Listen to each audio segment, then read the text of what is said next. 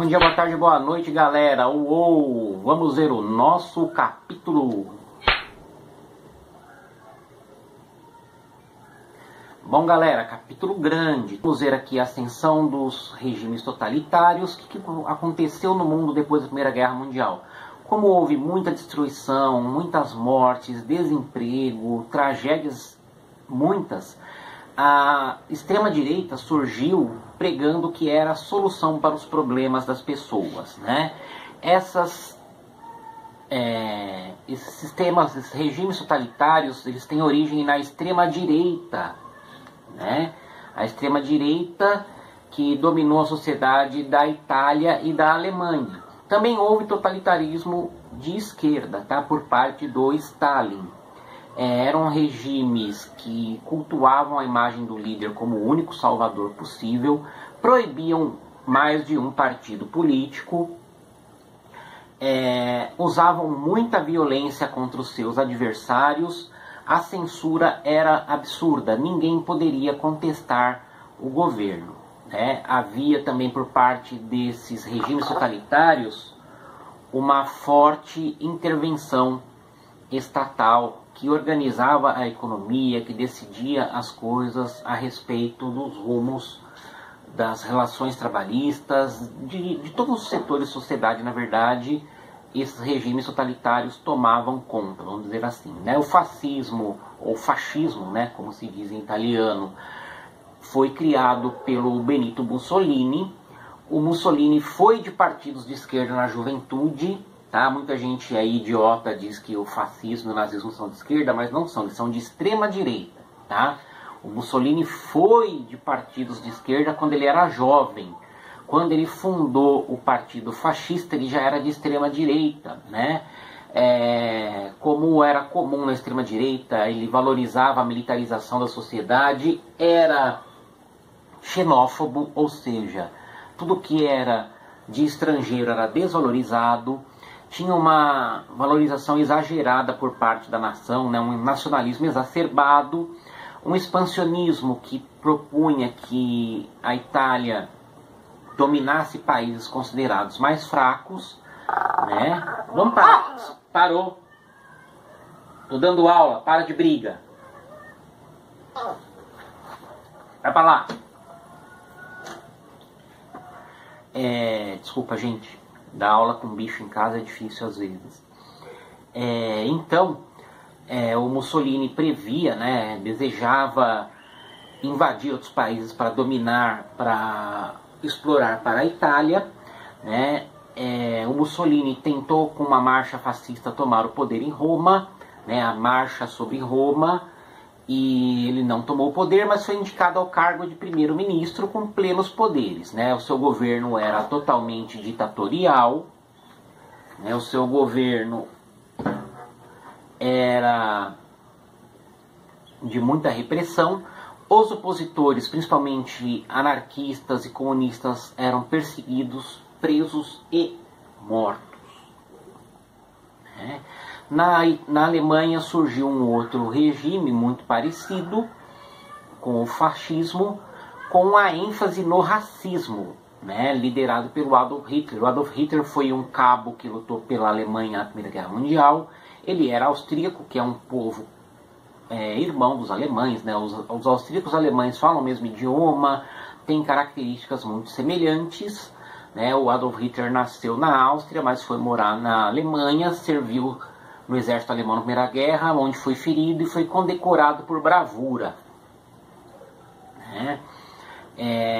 Durante o período entre as guerras, ele foi se radicalizando para o lado da extrema-direita, e o fascismo, como eu estava dizendo, não tinha tanto esse elemento quanto o nazismo, que era o racismo, né? O racismo de Hitler era muito grande, principalmente contra os judeus, né? Mas também contra outras minorias, como os turcos, os negros, os ciganos, os gays.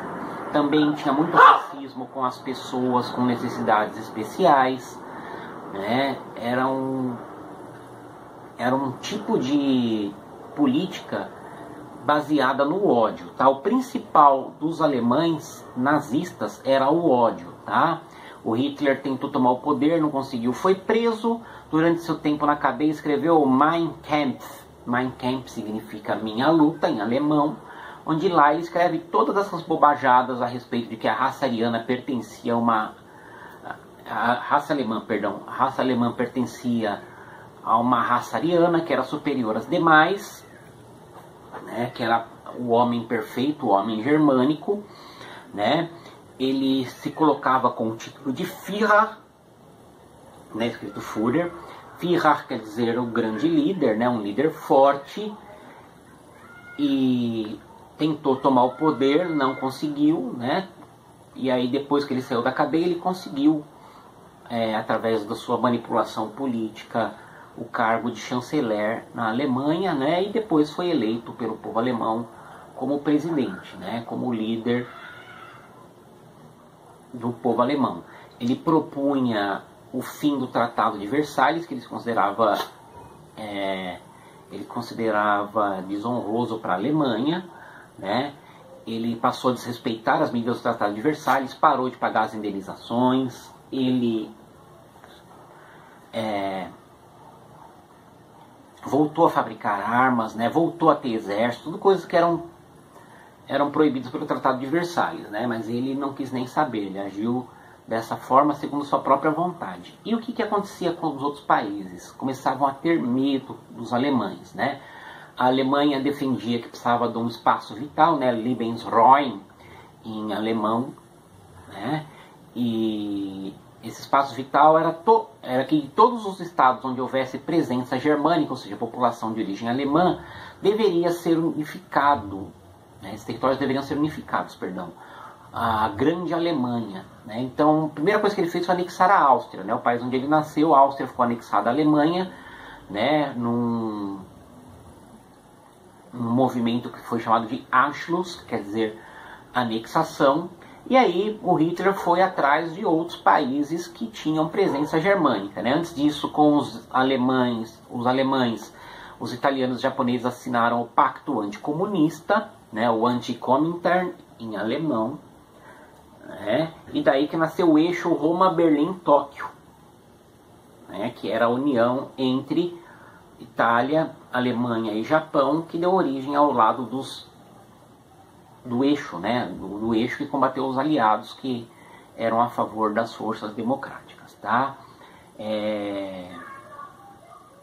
Inicialmente países idiotas, na verdade, né? No caso como Estados Unidos, a Inglaterra e a França viram com bons olhos esse pacto anticomunista, né? Mas não sabia que era um pacto que pretendia dominar o mundo, inclusive Estados Unidos, Inglaterra e França, né? Com os italianos, o Hitler assinou o Pacto de Aço, né? Ajuda mútua e colaboração total num provável esforço de guerra, né? Nos conflitos internacionais. E o que vai acontecendo? Os alemães começam a se expandir para conseguir o seu espaço vital, né? Os alemães começam a ameaçar os outros países. E o que acontece com Inglaterra e França? Inglaterra e França morriam de medo de uma outra guerra mundial. Eles queriam a todo custo evitar que existisse uma outra guerra mundial. Eles achavam que o mundo não existiria mais. Tipo, ia ser uma guerra tão forte que o mundo ia acabar depois da Segunda Guerra Mundial, né? Quase que acertaram. Então, para não desagradar o Hitler ia sendo cada vez mais ousado nas suas ações, cada vez mais respeitando o Tratado de Versalhes, e Inglaterra e França mantinham uma postura pacífica. O Hitler reclamou a região dos Sudetos, que fica na antiga Tchecoslováquia, né, atual República Tcheca, porque lá era uma região de maioria alemã. Com medo de uma outra guerra, França e Inglaterra autorizaram o Hitler. O que o Hitler fez foi lá e tomou o território inteiro da Tchecoslováquia, né? Também tomou territórios da Dinamarca, onde havia uma grande população alemã, né? E a situação da agressividade nazista foi ficando cada vez mais difícil, né? Não estava dando para contornar, até que reclamando a região de Danzig, também uma região germânica que existia na Polônia, o Hitler invadiu a Polônia no dia 1º de setembro de 1939, só que aí os aliados resolveram dar um basta. Né? Como Inglaterra e França eram aliados da Polônia, declararam guerra à Alemanha, e aí começou a Segunda Guerra Mundial. Bom, declarada a guerra, os nazistas tentaram enfraquecer os ingleses bloqueando o comércio marítimo. Né? O comércio marítimo sempre foi uma das principais fontes de recursos econômicos para a Inglaterra. Né? Ao mesmo tempo invadiram os nazistas diversos países do norte da Europa, como a Dinamarca, a Noruega, os Países Baixos, a Bélgica e Luxemburgo. E na sequência já os nazistas queriam acertar as contas com os franceses. Né? Os franceses e os alemães já tinham rivalidade desde a Guerra Franco-Prussiana, lá no século XIX. Depois houve a unificação da Alemanha. Um cafezinho.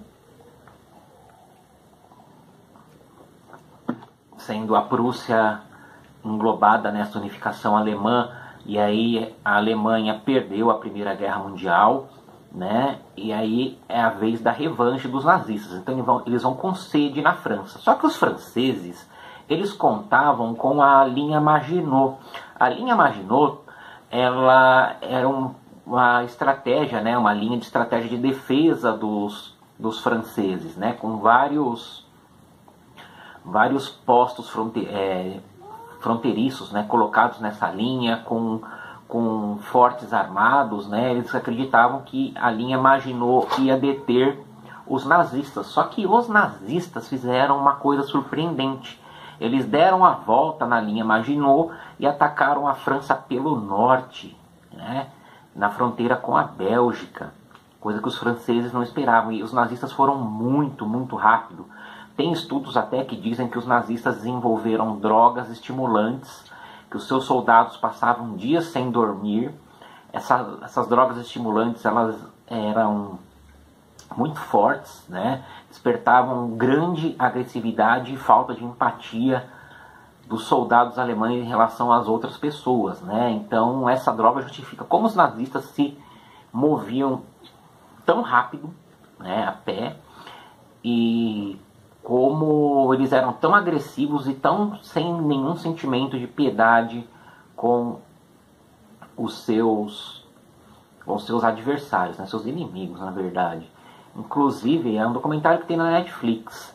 Ele também fala que os ingleses criaram uma droga para contra-atacar os nazistas, né, usando essa droga nos soldados britânicos. A Segunda Guerra Mundial, ela realmente foi uma catástrofe em todos os aspectos.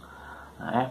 Bom, então os franceses foram atacados pelos nazistas e a França quase que inteira ficou na mão dos nazistas, né?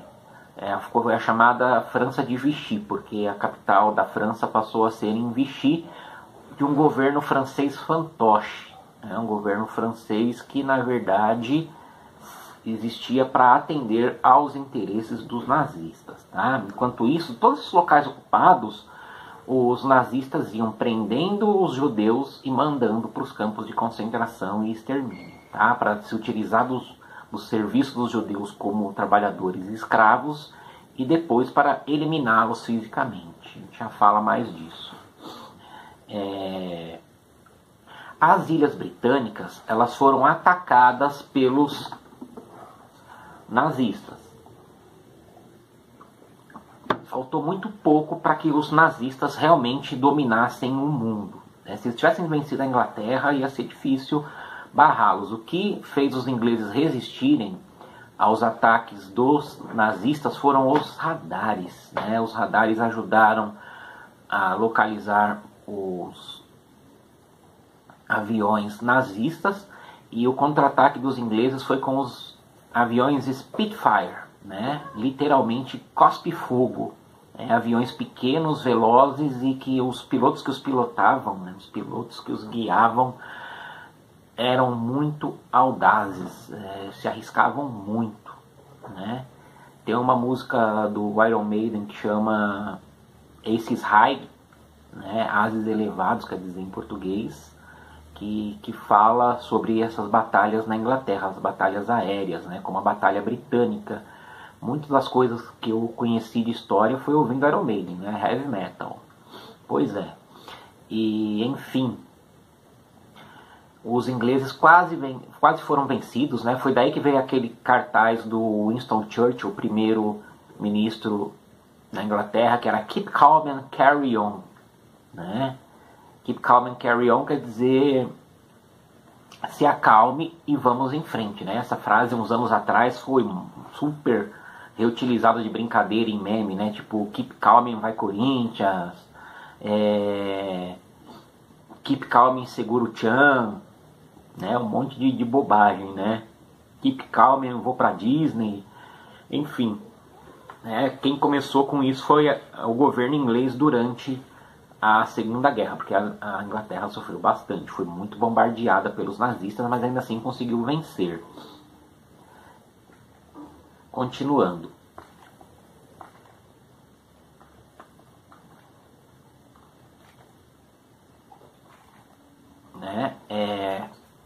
Desculpa aí a pequena interrupção, meu controle do meu teleprompter está falhando, mas seguimos. As táticas de guerra. Uma das principais que os nazistas usavam era a Blitzkrieg, né? Guerra relâmpago. Ataque, Blitz quer dizer ataque. Agora vocês já sabem, né? Quando sofre uma Blitz, que a polícia está atacando quem está passando. E Krieg é relâmpago. Por quê? Porque os nazistas eles faziam um tipo de ataque avassalador. Ao mesmo tempo atacavam aviões, tanques e soldados a pé. Eles coordenavam esse tipo de ataque. Quem gosta de videogame e joga videogame PC, os Call of Duty, na verdade, Call of Duty e Medal of Honor, sabe do que eu estou falando, né? Esses ataques dos nazistas eram muito ferozes. E os nazistas fizeram vários equipamentos muito avançados, né, de grande tecnologia, né? Porque a Alemanha havia desrespeitado o Tratado de Versalhes e passou a investir na indústria bélica, né? Criou os submarinos U-Boots, né? U-Boats, como se escreve, e esses submarinos podiam ficar meses isolados, né? Meses sozinhos, e podem atacar ou sozinhos ou em comboio, né? E eles eram utilizados para destruir navio de carga, né? O submarino era difícil de ser localizado, por levar em missão secreta por baixo do mar, né? Os tanques, um que foi muito utilizado pelos alemães foi o Tiger II, né? Um tanque de mais de 50 toneladas, totalmente blindado, né? E eles se comunicavam à distância e carregava até 5 passageiros. A inteligência alemã de guerra foi muito forte, né? E teve também os caça-jatos, né, que foram muito utilizados. O dos alemães era o Me-262, o Messerschmitt, e causou muito estrago, né? O avião foi definitivo. E detalhe, né, o avião é aquele tipo de arma de guerra que dificilmente você não destrói civis, né? A precisão de um avião sempre acaba não sendo perfeita, e sempre pessoas que não tinham que morrer, porque o civil ele não tem treinamento militar. O honrado da guerra é soldado treinado contra soldado treinado, não um avião bombardear uma cidade, como nós já vamos ver mais pra frente. Bom, o Hitler tinha aquele pacto de não agressão com o Stalin, porque inicialmente interessava para ambos, porque os nazistas queriam dominar a Europa Ocidental e os soviéticos queriam dominar a Europa Oriental. Só que os nazistas, além de serem anticomunistas, né, eles odiavam o comunismo, eles tinham interesse nos recursos naturais da União Soviética, principalmente petróleo. E aí na Operação Barbarossa, os nazistas atacaram a União Soviética, Blitzkrieg também, agindo muito rápido, destruindo as pessoas, né, destruindo as propriedades, destruindo tudo que não podia ser levado pelos nazistas, né? Só que o que vai acontecer foi que os nazistas também tiveram que enfrentar o inverno soviético. O inverno soviético, né, russo, no caso, que derrotou as tropas do Napoleão lá em Moscou, também vai fazer o mesmo com as tropas do Hitler. Ela vai deter o avanço, né, o general Inverno, como dizem, o general Inverno, ele vai deter o avanço das tropas nazistas. Ele vai ser muito importante para a reação soviética, né? Bom, o Japão fazia imperialismo no Oceano Pacífico, né? Eles faziam um imperialismo lá, tá tudo torto, parecendo a Torre de Pisa. Voltando, recapitulando, então, quieto, vai começar a briga já? Os meus bichos são terríveis, gente, desculpa. Bom, então os japoneses faziam imperialismo na região do Pacífico e eles invadiram a Indochina, que era uma colônia francesa. Lembrem-se, a França estava sem poder lutar porque estava sob invasão dos nazistas, né? Então, os Estados Unidos e a Inglaterra decretaram um bloqueio econômico contra o Japão. Em retaliação, os japoneses, secretamente, sem declarar guerra nem nada, bombardearam a base americana de Pearl Harbor, no Havaí, que é no Oceano Pacífico. E ali foi um prejuízo imenso, né? Dezenas de milhares de armas foram destruídas, dezenas de milhares de soldados morreram, né? E isso revoltou a população norte-americana. E aí o apelo para que os Estados Unidos entrassem na guerra foi enorme, né? Os Estados Unidos se jogaram de cabeça dentro dos aliados, né? Junto com a Inglaterra, a França e a União Soviética, contra o nazismo de Hitler. E isso fez muita diferença. Por quê? Porque os Estados Unidos estavam chegando na guerra naquele momento, estavam, vamos dizer assim, descansados, né? Os Estados Unidos tinham armamentos novos, armamentos em grande quantidade. Eles tiveram um esforço fundamental na guerra, porque como os homens estavam lutando, as mulheres tinham que ocupar seu lugar na produção, né? Se a Primeira Guerra ajudou a emancipar as mulheres, a Segunda mais ainda, né? Então as mulheres assumiram papéis que eram dos homens, com exceção da luta direta no exército, né? Embora muitas mulheres foram para a guerra como enfermeiras e acabaram lutando, né? Se alguém gosta de série também, a série Outlander mostra a Claire. A Claire era uma soldada barra enfermeira inglesa na Segunda Guerra Mundial. Então houve suporte das mulheres às operações militares, né? Bom, então lá na União Soviética estava havendo uma resposta, né, dos soviéticos contra os nazistas, né? Houve a Batalha de Stalingrado com mais de 4 milhões de soldados, né? Acho que foi o maior número de soldados numa só batalha. E quem gosta de jogo, o primeiro Call of Duty de PC tem essa batalha recriada com muitos detalhes, né? Nossa, eu adorava. Um aluno meu que me trouxe o CD, eu instalei no meu computador e jogava muito, né? Lá para 2006, 2007, esse jogo é maravilhoso. Depois saiu tanto jogo de Segunda Guerra, de tiro em primeira pessoa, que acho que deu uma esgotada, né? Até as séries aí, Medal of Honor, Call of Duty, passaram a se ocupar de outros tipos de conflito. E enfim, então, né, sufocados pelo inverno soviético e com a reação na região de Stalingrado, né, os nazistas foram derrotados e começaram a se retirar, né, fugindo mesmo do território soviético. E aí caiu por terra aquele mito de que os nazistas eram invencíveis, porque eles avançaram tão rápido e nunca eram derrotados, que os nazistas ficaram com fama de que eles eram invencíveis. Pois é. Bom, então, por outro lado, os aliados na parte ocidental, né, com a ajuda dos Estados Unidos, com a ajuda do Brasil, né, o Brasil entrou na guerra do lado dos Estados Unidos. Por quê? Porque houve uma negociação do Vargas, tanto com os nazistas quanto com os aliados, mas os Estados Unidos se comprometeram a investir no Brasil e construir umas siderúrgicas para o Brasil. O Vargas queria que o Brasil tivesse uma indústria de base, então os brasileiros entraram na guerra a favor dos Estados Unidos. Eram brasileiros voluntários, os pracinhas, né, da Força Expedicionária Brasileira, a FEB. E eles foram para tropa de suporte dos americanos na região da Itália, lutaram contra os fascistas italianos. Eles receberam armamento e treinamento dos Estados Unidos, né? Então o Brasil na Primeira Guerra teve uma participação muito discreta, na Segunda teve uma atuação importante e que ajudou a decidir contra as forças nazifascistas, né? Então os aliados foram vencendo no norte da África, né? Foram vencendo na parte ocidental. Bom,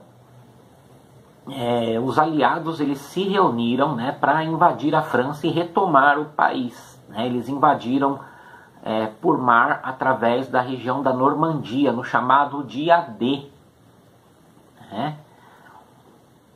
Os alemães não esperavam esse ataque, eles estavam despreparados, e aí as tropas dos aliados, né, invadiram ali pela Normandia no Dia D e foram retomando a França, né? Os aliados foram cada vez mais indo para o sul, né? Libertaram Paris da mão dos nazistas, e o Ocidente praticamente foi se libertando dos nazistas, né? Quando os soviéticos foram avançando, venceram Stalingrado, foram avançando cada vez mais para o Ocidente, até chegar, né, em Berlim, que foi cercada com 2 milhões de soldados soviéticos. Nossa, gente, 2 milhões é a população de grandes cidades do Brasil. É muita gente, né? Enfim, os soviéticos conseguiram vencer os nazistas, invadiram o Reichstag, né, e derrotaram as tropas dos alemães. Então, os grandes destruidores mesmo dos nazistas foram os soviéticos. A reação soviética foi absurda contra os nazistas. E lógico que todo mundo contribuiu, até os nossos soldados brasileiros contribuíram para o fim do nazifascismo, mas quem bateu o prego no caixão do Hitler foram os soviéticos, que, aliás, falar em caixão do Hitler, o Hitler se suicidou, né? Ele deixou ordens para que todos os membros do alto escalão nazista se suicidassem. Muitos se suicidaram, outros não, fugiram para diversos países, inclusive o Brasil. Então muitos do alto escalão se suicidaram tomando remédio. Hitler e a sua namorada Eva Braun se suicidaram, e houve instruções para que o corpo do Hitler fosse incinerado depois que ele morresse. E o que aconteceu?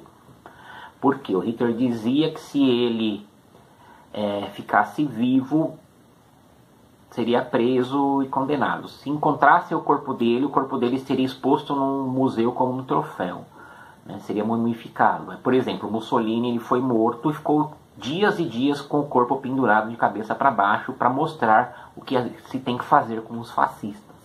Então Hitler não queria ter seu corpo exposto como um troféu, então foi queimado por soldados leais a ele, né? Bom, o Japão ainda resistia. Não tinha mais muitos recursos o Japão, então, por exemplo, muitos soldados que ficaram conhecidos como kamikaze, eles iam atacar os aviões americanos só com combustível de ida. Quando o combustível acabava, eles chocavam os seus aviões contra os navios americanos, né? Então eram os pilotos suicidas. Kamikaze quer dizer Deus do vento em japonês. Kami é Deus, kaze é vento. Então eles se dedicavam ao Deus do vento, iam com seus aviões só com combustível de ida. Quando o combustível estava acabando, eles jogavam seus aviões contra os navios americanos. Estou engasgando, perdão. Então os Estados Unidos lutavam contra o Japão não se rendia, até que o presidente Harry Truman decidiu atirar bombas atômicas no Japão. Uma decisão muito polêmica. Foi a única vez que as armas atômicas foram realmente utilizadas numa guerra. E foi atirada primeira bomba em Hiroshima e depois outra bomba em Nagasaki. cidades japonesas, e o desastre foi terrível, né? E morreram imediatamente milhares de civis, as cidades foram destruídas, e por gerações as pessoas que nasciam na região nasciam com câncer, né? Nasciam com mutações, animais nasciam com mutações. Isso que as bombas atômicas daquela época eram milhares de vezes mais fracas do que as que foram construídas depois, ou seja, uma tragédia horrenda, né? O Japão, que até então era um país super agressivo, se transformou num país pacifista, porque o trauma de sofrer 2 ataques nucleares eram muito grandes, né? E assim, os Estados Unidos usaram essas bombas contra o Japão para mostrar para a União Soviética e para o mundo o que eles eram capazes de fazer. E esse episódio das bombas atômicas é que vão inaugurar o que veio a seguir, que foi a Guerra Fria, e a tensão que o mundo sofria de uma guerra com amplo uso de armas nucleares. Os campos de concentração. Os nazistas acreditavam que a raça deles era pura e que as raças que não eram puras tinham que desaparecer. Para eles, o top das raças que não eram puras eram os judeus, né? Mas não era só também, eles odiavam os ciganos, os afrodescendentes, né? Pessoas com deficiência física, deficiência mental, tudo que prejudicasse a suposta pureza racial alemã. Primeiro, então, eles cercavam essas pessoas, eles obrigavam essas pessoas a usarem estrela de Davi no peito, e também havia símbolos para outros grupos, né, como os ciganos, os gays, né, as pessoas portadoras de necessidades especiais. E depois essas pessoas eram presas e mandadas para o campo de concentração. Nesse campo de concentração elas trabalhavam trabalho escravo até o momento que eram mortas. Já no final da guerra, os nazistas, querendo esconder o crime que cometiam, já exterminavam diretamente essas pessoas nos fornos, primeiro nas câmaras de gás, e depois queimavam os corpos nos fornos, para que eles não fossem encontrados ou reconhecidos, né? E caía tantas cinzas nas cidades onde se queimavam esses corpos que parecia neve, uma tragédia horrenda, né? Que nunca mais uma coisa tão horrível se repita na história da humanidade. E muitos dessas câmaras de gás e desses fornos ainda existem, tá? São abertos a visitações, e quem visitou sabe que o negócio é horrendo. A gente visita esses locais e tem pesadelos depois, porque sente aquela energia negativa de morte no local, né? E muita gente não sabia certinho dos campos de concentração. Por isso que os nazistas tentaram esconder. 6 milhões de judeus aproximadamente foram mortos pelos nazistas no campo de concentração, né? Eram acusados de ser uma raça impura. Uma situação muito triste, gente. Muito triste. Que nunca mais o Holocausto se repita contra nenhum povo. Não só os judeus, contra qualquer povo que é perseguido.